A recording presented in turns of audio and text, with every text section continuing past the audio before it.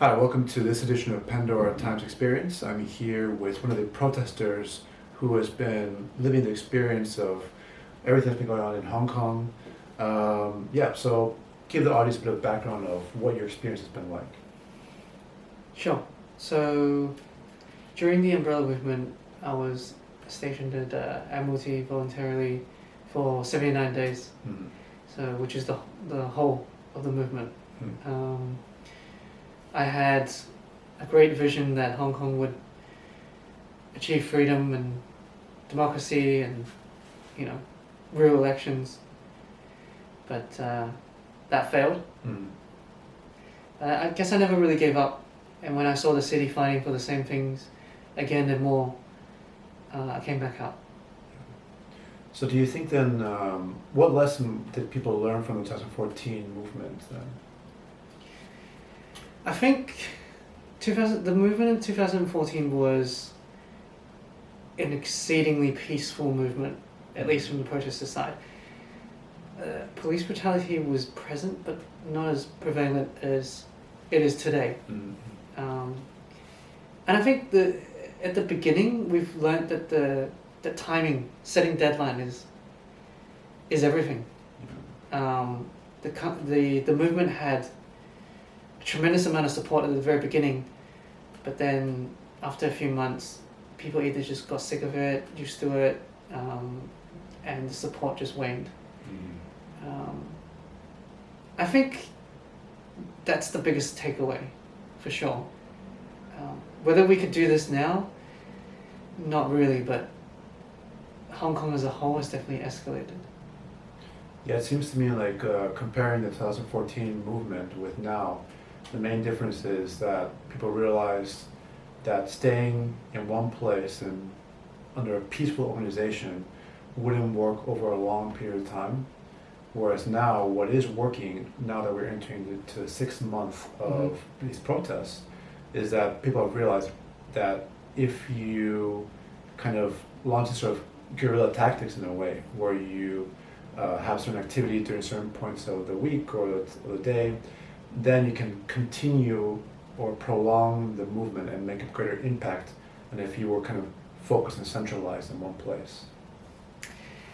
Yeah, I mean, I completely get what you're saying, but I think even then, it's not going to last forever. Mm. At the point where we become stagnant, where we're not escalating or de-escalating, it remains sort of flat, and we can't remain flat for too long, if it makes sense. Yeah. What I'm trying to say is another thing that the people that came out of the 2014 movement insist that there should not be any leader of the movement or any organization that should lead the movement. Yeah. I kind of got where they were coming from, but after 6 months of this new movement, I think a leader would do more good than harm at this stage. Because going back to what you were saying about the guerrilla movement, the guerrilla tactics, sorry. Yeah, it cripples the traffic, it gets attention, it definitely sort of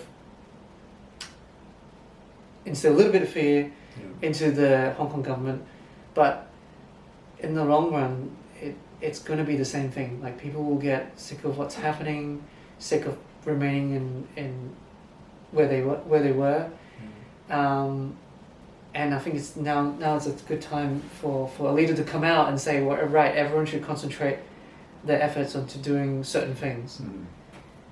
Yeah, the problem with that is that some people would argue that if a leader emerges for a movement like this, they'd be an easy target, right? You can already see what's happening to Joshua Wong, for example, right? He's recently been barred from leaving the country, right? And even though he's not a leader per se of the movement, he is one of the key figures, one could argue. So if a leader were to emerge, not only would that be, let's say, dangerous to him, it could also make it easier for a movement to be quelled in a way, right? Because it's more of a target for maybe some people to kind of put pressure on. Absolutely, and which is why some of the protesters are saying that the leader should be more than one That should be a group of people leading the movement, and those people should be underground.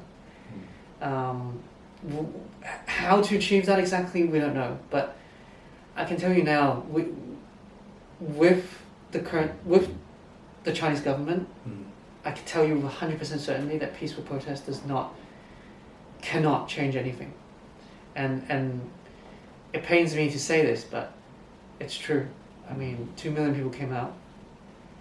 I mean, after 1 million people came out, no response. Yeah. Government still repeats the same old line.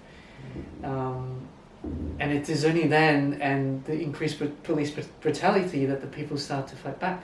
Yeah. But fighting back is just, throwing bricks at the beginning. Molotov cocktails, petrol bombs have only recently been the thing. And even then, most of them are kids, and they're absolutely frightened.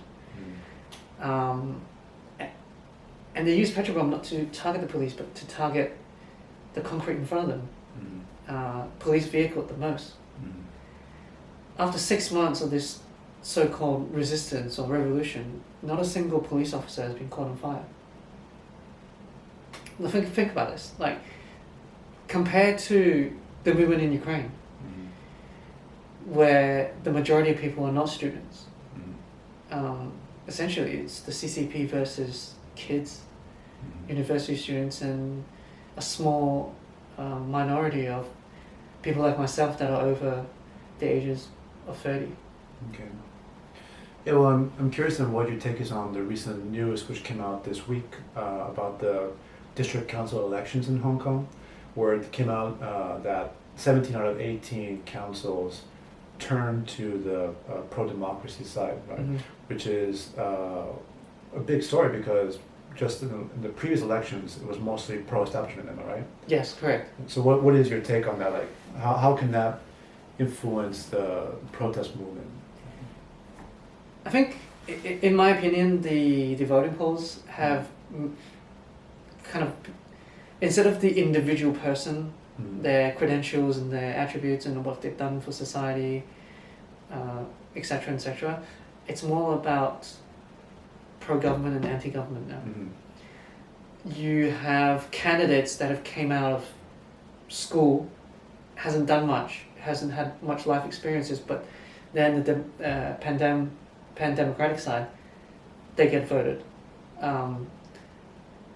People don't really study the individual candidate's background anymore, but their party. And I think this is a result, it's a direct result on the increased police brutality. If you study if you sort of see the different areas of the votes, an area called Wong Tai Shin has been won 100% completely by the Democrats, whereas that area was traditionally very pro-Beijing.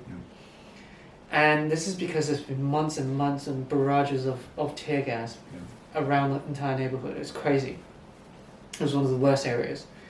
And everyone voted, quote-unquote, anti-government, which is the Democrats, basically.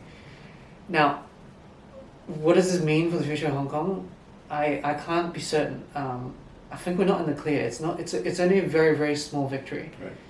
At the end of the day, we are well aware that we are playing a game by their rules at an unfair advantage, a disadvantage to us.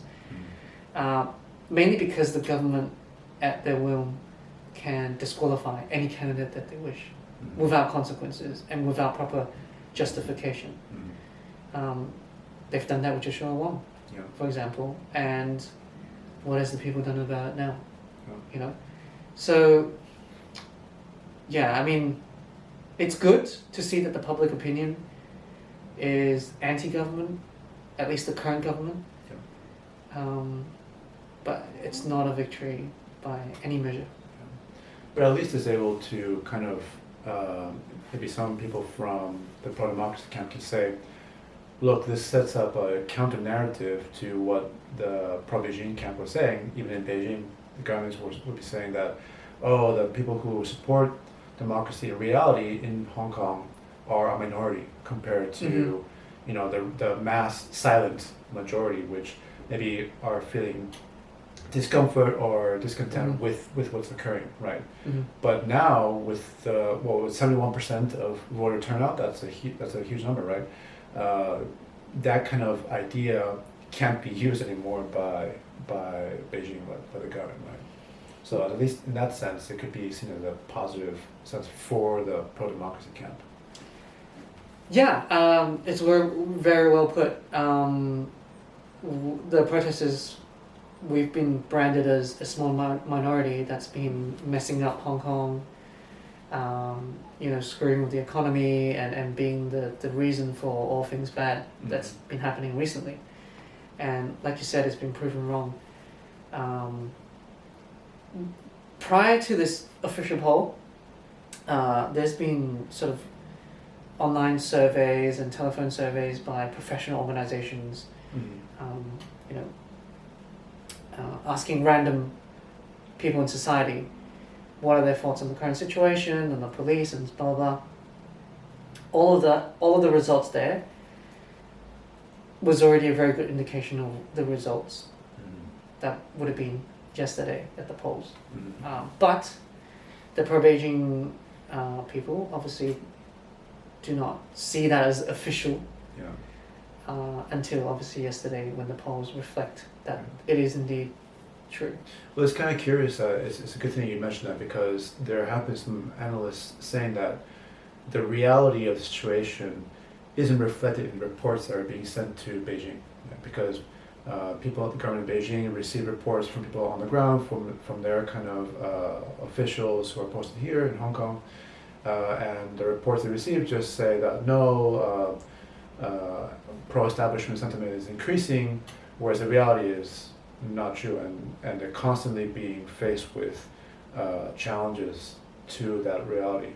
So what do you think about the situation? Is it possible that Beijing will try to take into account the real situation, or they will continue trying to impose a reality that they determine is better for them? Yeah, absolutely. I think Beijing would not step down or back or step back in any way. I mean, let's be honest. If you really look into how the Chinese government works, even nowadays in 2019, they're actually very backward people. You take away the technology, in Shenzhen, for example, where it's booming, absolutely, to the point that it becomes probably takes over Silicon Valley in many aspects. But the government itself, the way you do business there, the way you run things, the way the government works, a lot of the stuff still doesn't make sense. But it's also to do with the Chinese government insisting on them being all powerful, all right, all true. The CCP is everything, is to be utmost respected. And if they back down with Hong Kong, what happens to Macau? Maybe something will happen there. People will start asking, Taiwan, especially during a time where they want Taiwan back so desperately.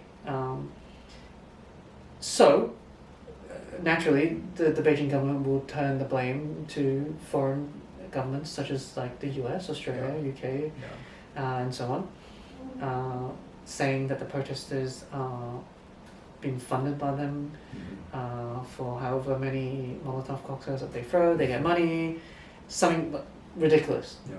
And they supposedly have photo evidence of people doing that, but it's not true.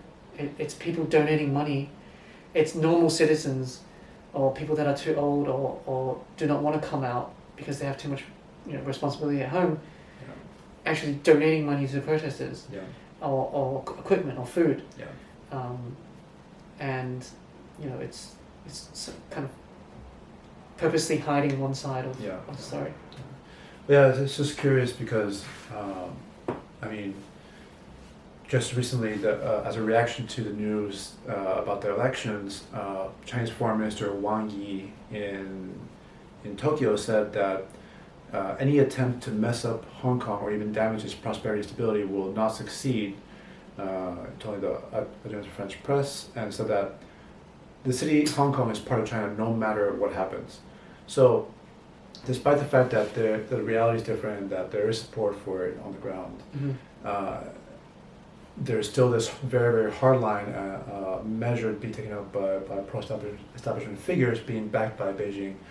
It doesn't seem like there's going to be any kind of give or take from either side, right? And you were talking about just recently before how it seems like kind of there's a stalemate going on, whether neither side is turning back, right? But to me, it looks like if it continues this way, it's just continuous escalation.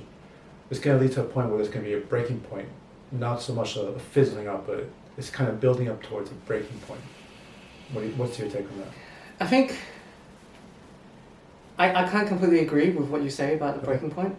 For me, I see a little bit of a repeat of 2014. A breaking point in a sense that people, general public now are more acceptable to violence from both sides, which is not a good thing for society as a whole. But you see a lot of news now, many individuals get beaten up because they know that if they call the police will ignore them, or they'll get arrested themselves, or the police will not do anything but to give these people shelter. And what I mean by these people are either people that have used weapons, taken up arms and stabbed pro-democracy protesters, and they get led away. You know, things like this. Like, people have taken justice to themselves because, honestly, screw the courts, the police. They're all corrupt. The trust level of the government is extremely low, and although I don't completely agree with it, I can definitely see the reason behind it. But it's not good for society as a whole, where people can just decide on the sentencing of whoever, like, you know, beat them up or set them on fire, or you know, things like that. I mean, it's not good, but what other alternatives do we have? But that's what I mean, like, because there's no alternatives over time, the kind of extremism on both sides, or any side, starts to become more and more common, right? Because once either side is deprived of a baseline rule of law, rational approach, they start seeking for different ways to get what they're looking for, right? Whether it's the protesters, or whether it's the police, or whether it's other camps involved, right? So that's kind of the concern that some analysts have, is that, you know, at a certain point, this could lead to a lot more bloodshed, right? We're already seeing people dying allegedly by certain causes, but we see people being shot. That's for sure.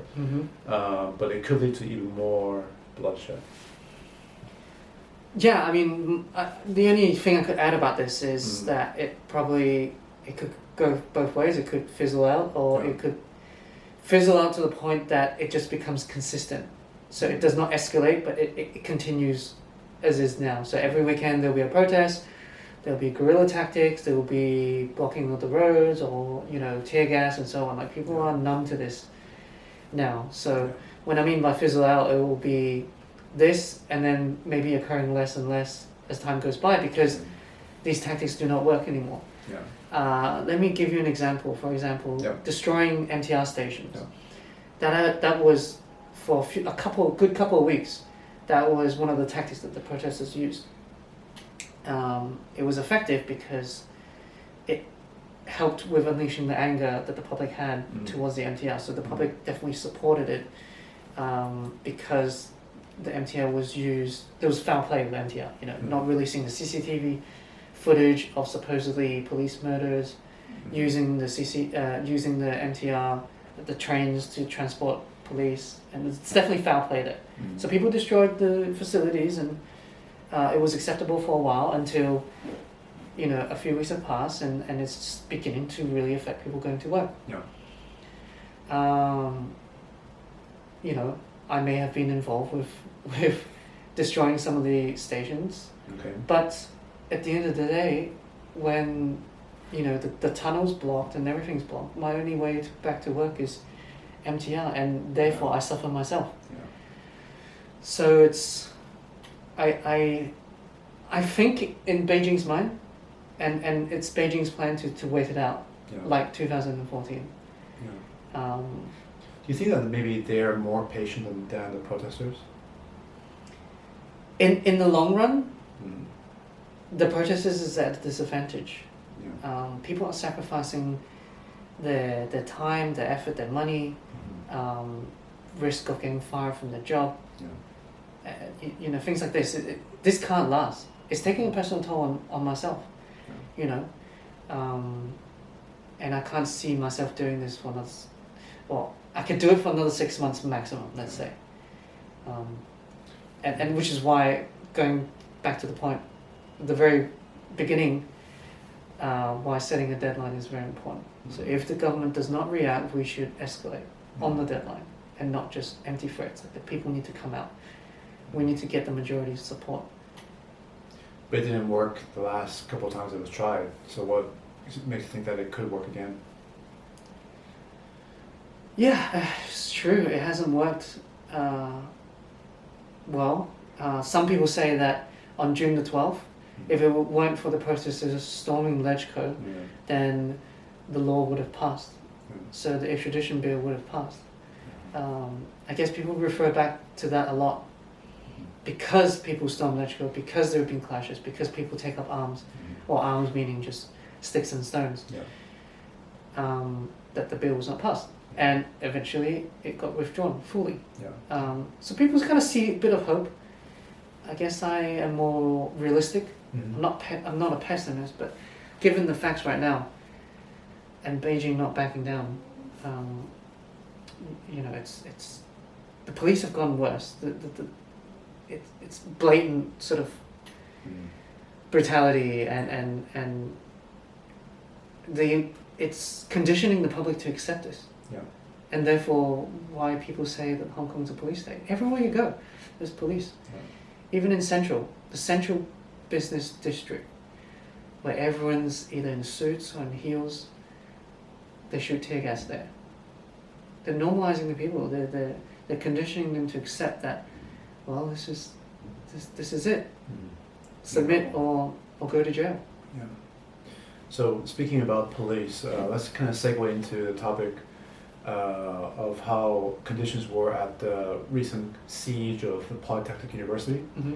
So you were actually at the Polytechnic University for a couple of days. How long were you? So I was there for 4 days. Mm-hmm. Tell us about your experience. So I kind of feel bad about this because I left on the last day, which is where the main siege by the police. Because there's a number of reasons. Mm-hmm. I mean, to be very blunt, the majority of protesters are kids. Mm-hmm. Me being in my 30s, the role that I take is more not just a leader anymore. It's more like a manager. Okay. So there's certain stuff that the kids would do that you think could be done better, or if it's absolutely dumb or dangerous. Okay. You know, I'm kind of like the parent. Yeah. So how was one example of that? I can tell you a few examples. Okay. You know, people would come in. You know, normal citizens would come in and donate goods and food and noodles and stuff, and they would turn these people away, saying that I have plenty, I have enough. You know, you can go home. Some of the kids are not too polite about it, and I'm there to say, you know, look, these are people that are supporting you and supporting the movement. Even though we have seemingly an abundant amount of instant noodles, does not mean that we have enough, because the people inside Polytechnic University fluctuates. You never know what's going to happen, and well, at the end of the day, now they're running out of supplies. So this is precisely what I mean: is never turn away any help. It takes as much effort taking the stuff there and then taking it back. So these are one of the a small thing that I helped out with. Some of the bigger, more impactful things would be. So when I was there was a mini siege by the police. Yep. It proved to be a failure because there was still a lot of people inside. After that mini siege, the kids got arrogant inside. They wanted war. They wanted to fight. I don't blame them. They're angry. They're pissed off. They've been stuck there, and they don't see any alternative but to hold the university, which connects the main thoroughfare, the Cross Harbour Tunnel. Yep. Because the protesters originally believed that by holding the tunnel hostage, which is one of the main bloodlines Yep. of like, traffic-wise in Hong Mhm. Kong, that we could use that as a bargaining chip Yep. to negotiate with the government, which is what Chinese U did with the highway. So it's kind of like sort of replicating that. Whilst defending that place, there were a bunch of kids going around confiscating other protesters' bows and arrows. And Why is that? these kids wanted to do that because they were afraid that the police would use live ammunition. Whereas the police have already used live ammunition on people that are pretty much unarmed. Mhm. So, you know, I was kind of like the parenting role, you know, saying like, what, you know, going to these kids, what right do you have confiscating other people's equipment and stuff? Would they listen to you? What was their reaction Some, to it? it's half-half. It's Yeah. half-half. Some would not listen. Some would just tell me to fuck off, really. There's another instance where the barricades have been built Mhm. very, very well built, like very sturdy, and everything made sense. Mhm. However, it made it a hassle for people to go in and out of the university. Mhm. But that's the whole point of Yeah. the barricade, is so that people need to zigzag around, go through different checkpoints to exit and enter. A bunch of kids got, sick of it. They destroyed the barricades. They tried to at least, and open up the main stairwell going up to the university, which was previously blocked. And I tried with all my strength to stop them. It held them back for a while, but at the end, the kids just took it away. Right. The main reason behind that was because they think that it's easy to defend because there's an area at the top where people could just throw Okay. Molotov cocktails down, but it's not realistic.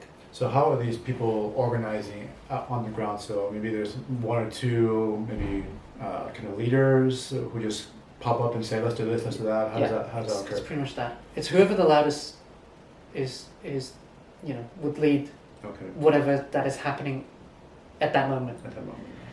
So a person could be for confiscating people's bows and arrows, Mhm. and someone else like me would come along and say, "Wait a minute, what are you doing?" Mhm. It's really random, and this is why I think a leader is necessary. Mhm. We lack organization. Everything's done on the will, and it's a bunch of disorganized kids versus an armed police force. Yeah. Like you can see the odds there, Yeah. really. And it was the main reason why I left. I've had enough after 4 days. Yeah. I haven't been to work.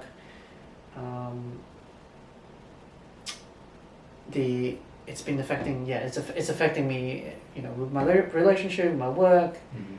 So tell us a bit about how you left the premises then. So I left before they set up the cordon. Mhm. So pretty much just strolled out. At that stage, there were a big number of protesters inside. I felt that physically I'm drained because when you're in a situation like this, there's the threat of the police coming, you can never really sleep. The times that I could sleep, people were busy sort of hauling out stuff. I found a little spot in the library, and when my shift ended, Mhm. people were hauling, bookshelves and tables out. So you can never really sleep. It's either the noise or the false alarm or the threat of the police coming in. So Mhm. It started getting cold as well, right? yes, absolutely. So how did this affect, how are the protests the last 6 months affecting you personally, your family, your relationships, your work?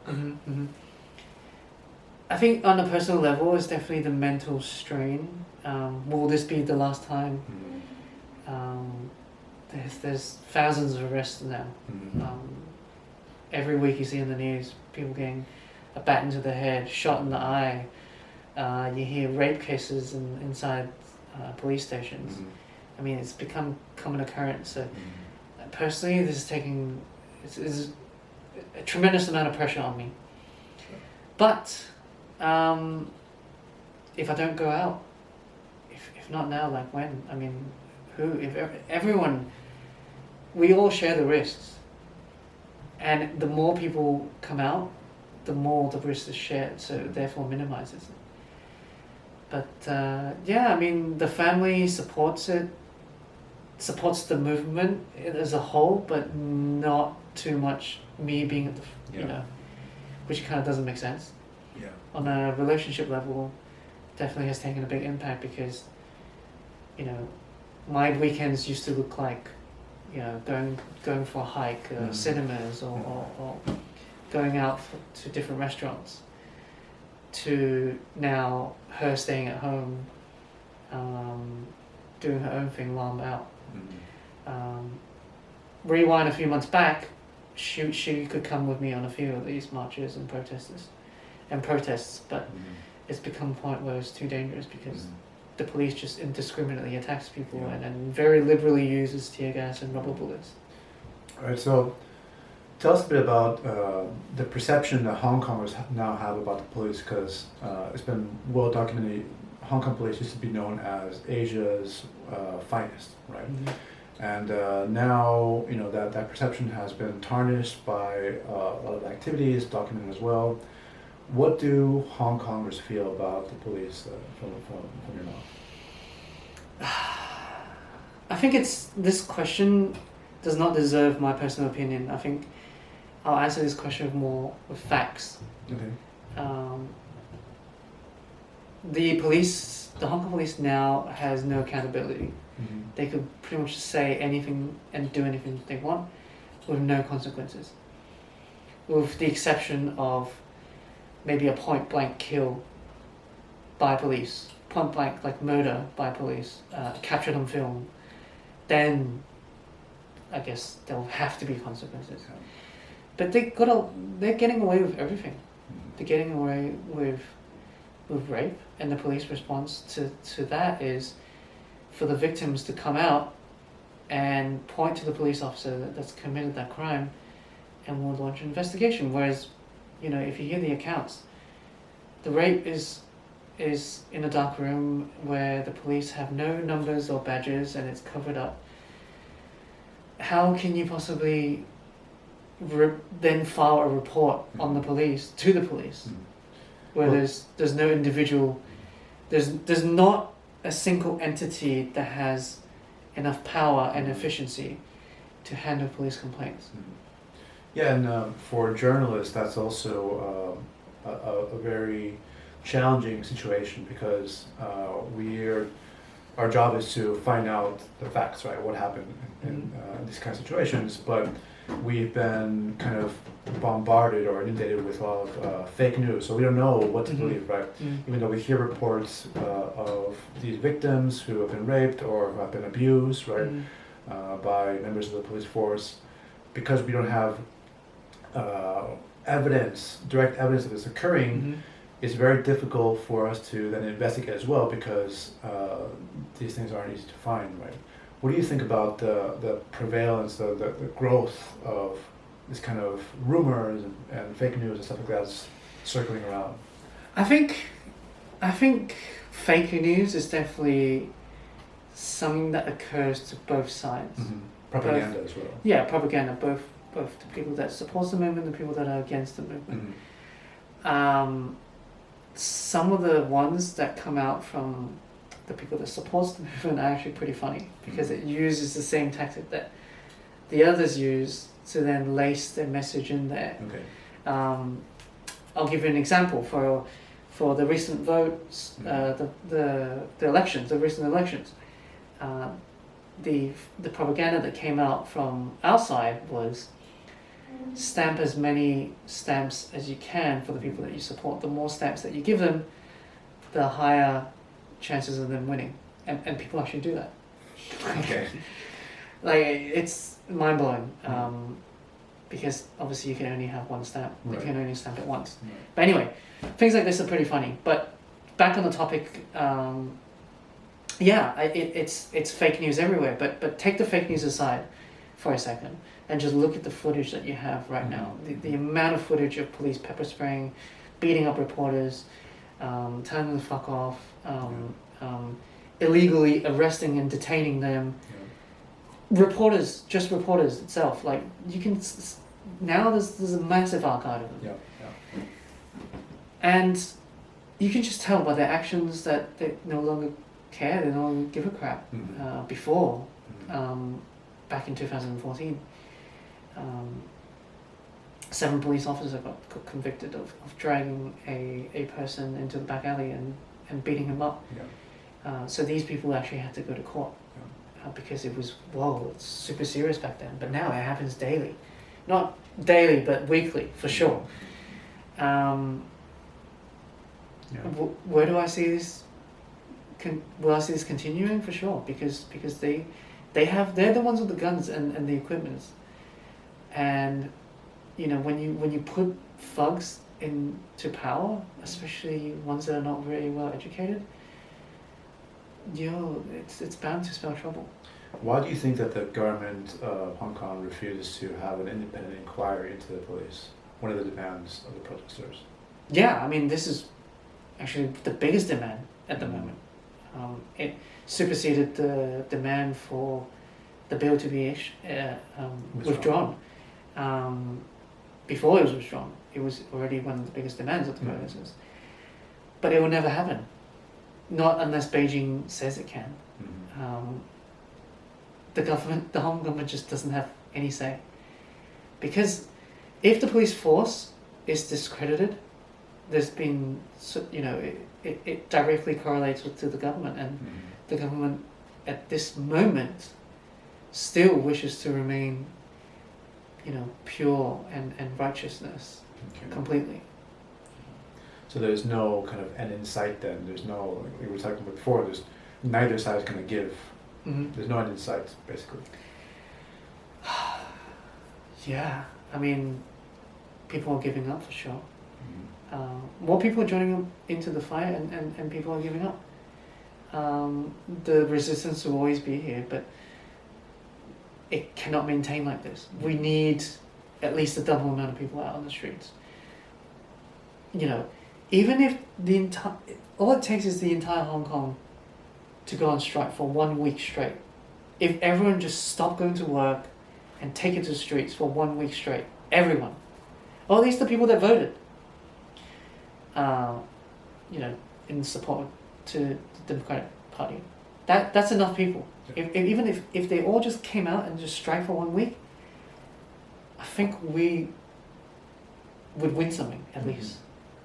But no, we don't have a leader to call for that. We don't. I guess we have a lot to lose if we went out like this. Well, it's curious because now that it's been prolonged such a long time, the protests are continuing now in the 6th month. Before, it was curious that protesters were calling for America to help. And now it's become news that the Hong Kong Human Rights and Democracy Act of 2019 has started to, gain traction and is now on President Trump's desk to sign. He recently came out and said that if it weren't for me, Hong Kong would have been obliterated in 14 minutes, right? And that he's now using this bill as a kind of bargaining chip in the ongoing trade war between China and the U.S. So what do you think about America's influence on the movement? Sure. There's been accusations of CIA infiltration, CIA, sending operatives over to Hong Kong to help guide the movement, train people. All of this, I could say with certainty, is bullshit because I'm pretty heavily involved. To the point that I have direct connections to certain political party members, and the people that it's divided into 2 camps. So the ones that are willing to take it out to the streets and fight, Mm. and the ones that prefer to remain a little bit more passive. Mm. I have a very good connections with both sides, and this is mainly because it goes back to the umbrella movement. Mm. I was fortunate enough to be approached by a lot of media companies, news outlets, BBC, MSNBC, RT, Russia Today, and because of this, I was picked up by these people. So I have a good connection and a good grasp of what is happening in Hong Kong, and with American influence, I know as a fact that there's no direct sort of physical involvement by the US. What is possible, however, is the US media. Mm. So the timing of their news articles and the way that they structure their reports, it could be an indication of them being involved, quote unquote, Yeah, of their bias. of their bias. Mm.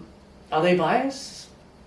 Maybe, probably, but I can tell you with certainty that they are reporting more truth Mm. than the Chinese Communist Party's news outlets. are. Okay. Well, to wrap it up then, what do you think then? If there's something you want people listening to this interview, watching the interview, Mhm. one thing for them to take away from this, what is something you want people to understand? I think if you look at movement like the Yellow Vest movement in France or the fight for independence in Catalonia, Mm. it's always the reason why they fail is because people are not really there together. It's you for a movement to succeed. You need to be really desperate for it to succeed. So Winter on Fire, which covers a lot of the Ukraine movement, the Euromaidan, it really inspires us in Hong Kong. But at the same time, deep down we know we can never achieve what they've achieved. You know, they have built a society where they put the goal as the main priority, achieving that goal as the main priority of their lives. Whereas Hong Kongers, we come out every weekend, and that's it. We're not doing this full time. We're not escalating things. We don't have a number of leaders who really lead us to it. It's a lot of trial and error, and I think it's unavoidable as well, because without the trial and error, people don't come to the realization that maybe we do need a leader. But I think the most important message to take away from the lessons that we've learned in Hong Kong so far is the number is in the power is in the numbers. If you have simultaneously a massive amount of people with the same goal and vision and really committing to it, then we don't need to drag it on for this long. So in short, if the people in Hong Kong really came together and was willing to share the risks, we would have succeeded by now. It's kind of like the hesitation, you know, I'll get involved a little bit, but not too much. And which is where you get people that become volunteer drivers over the weekend. So they'll voluntarily pick up the protesters and drive them home. Yeah. It's a minimal risk for them. It's for them to make them feel better about themselves, and it is towards a good cause, because I've been picked up. It's a lifesaver quite a few times. But what we lack the most is willing souls, people that are willing to give it all, that are willing to take it to the streets. It's a bit extreme to say that they're willing to, sacrifice their life towards it, but I guess we need to have a few more months of police brutality for I guess people to come out and say, that's it, I'm fed up with it. Well, thank you very much for your time. We, as journalists, can only just observe the situation and see what's going on and report what's going on. And yeah, hopefully sometime in the future you're willing to share your opinions on future developments. We'd be happy to have you on and to help the audience understand more about the situation here in Hong Kong.